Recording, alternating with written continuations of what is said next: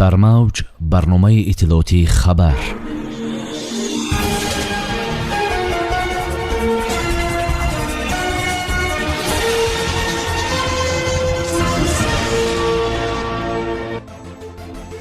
қарори маҷлиси миллӣ барои таъхири ҷойномҳо дар суғд ва ноҳияҳои нурободу сангвор.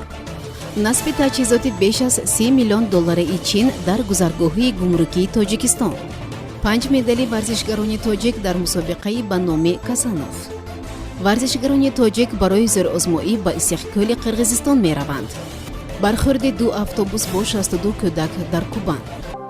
маҷлиси миллии тоҷикистон таҳти раёсати Рустами Эмомалӣ пешниҳоди ҳукумат барои таъхири ҷойномҳоро қабул кард. тибқи иттилои котиботи палатаи болои парлумон, пешниҳодҳои ҳукумат дар хусуси иваз намудани номи баъзе воҳидҳои маъмурии ҳудудӣ ва маҳалҳои аҳолинишини шаҳру ноҳияҳои вилояти Суғду, ноҳияҳои Нуробод ва Сангвор тасдиқ гардиданд. бар асоси қарори ҳукумат ки ба маҷлиси миллӣ пешниҳод шуда буд, дар шаҳри Исфара номи ҷамоати Шаҳрак ба Зумрат иваз карда шуда деҳаҳои Чорқишлоқ Чордеҳ ва Матпарӣ Моҳпарӣ ном гирифтанд. дар шаҳри Истаравшан деҳаи ҳавотоғи ҷамоати Ниҷонӣ ба Шодобдеҳ ва ҷарқирғони ҷамоати Зарҳалол ба Кӯҳандиш иваз шуданд. дар шаҳри Конибодом ҷамоати деҳоти Ғафурҷон Ортиқов номи Фирӯзоба ва ҷамоати Эргаш Шарифов номи Кӯҳандиёро гирифтанд. дар Панҷакент номи деҳаи Қумзои ҷамоати Сӯҷина ба Соҳил, Пушти Қурғони ҷамоати Муғиён ба Пуштакӯҳ, Авазалии ҷамоати Саразм ба Шоҳгузар, Соҳибназар ба Шоҳканд,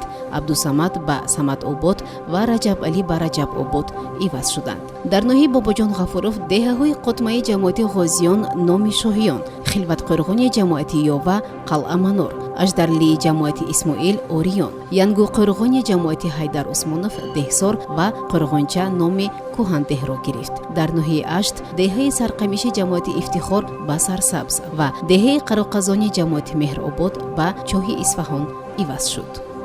хадамоти гумрукии Тоҷикистон мегӯяд, воситаҳои техникии назорати гумрукӣ соли 2020 ҳамчун кӯмак аз ҷониби Чин ворид карда шуданд, вале бо сабаби авҷ гирифтани пандемияи COVID-19 насби онҳо мавқуф гузошта шуд. манбаъ афзуд ки пас аз як каме ба эътидол омадани вазъ, шурӯъ аз моҳи апрели соли ҷорӣ мутахассисони чинӣ ба хотири ҷобаҷогузорӣ ва омӯзонидани тарзи истифодабарии онҳо ба Тоҷикистон ташриф оварданд.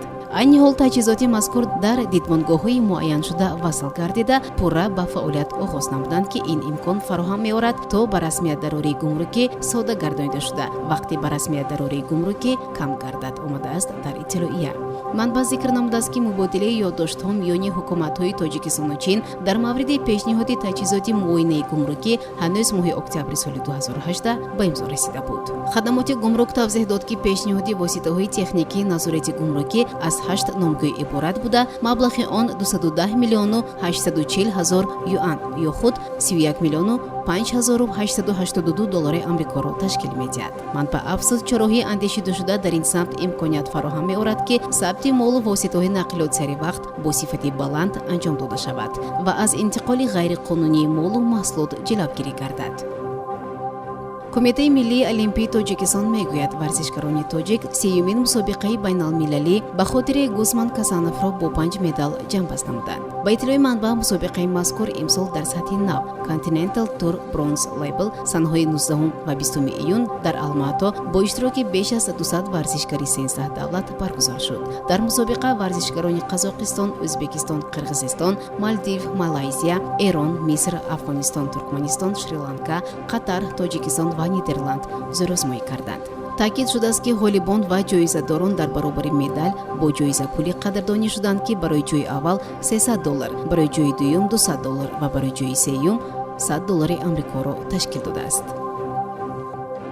дар моҳи июли соли 2021 дар Қирғизистон ҷашнвораи куштигирӣ баргузор мешавад ки дар он 5000 варзишгар аз саросари ҷаҳон гирди ҳам меоянд. варзишгарони Тоҷикистон дар ҷашнвораи куштӣ дар Исиқкӯл зери унвони Марвориди Қирғизистон ширкат хоҳанд кард, гузориш медиҳад радиои Спутник Қирғизистон.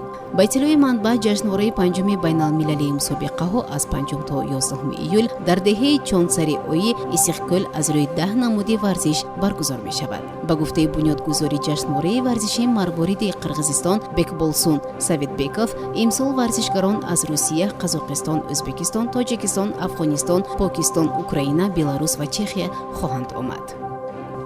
дар шоҳроҳи ноҳи Туапсини Кубан ду автобус ба ҳам бархӯрдааст ки дар натиҷа 15 кӯтак ва як ронанда ҷароҳатдор ва ба бемористон интиқол дода шуданд, менависад РИА Новости.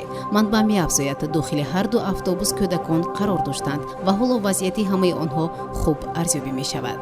зимнан вазорати фавқулода мегӯяд, фалокат бинобар аз кормондани тормоз дар яке аз автобусҳо рух додааст. дар ҷои ҳодиса 25 нафар ва 9 таҷҳизот ҷалб карда шуданд. шунавандагони гиромӣ, инҷо мерасем ба фарҷоми барнома. То барномаи дигар шоду пирӯз бошед. хайр. барномаи иттилоотии хабар аз рӯйдодҳои Тоҷикистон, минтақа ва ҷаҳон огоҳ бош.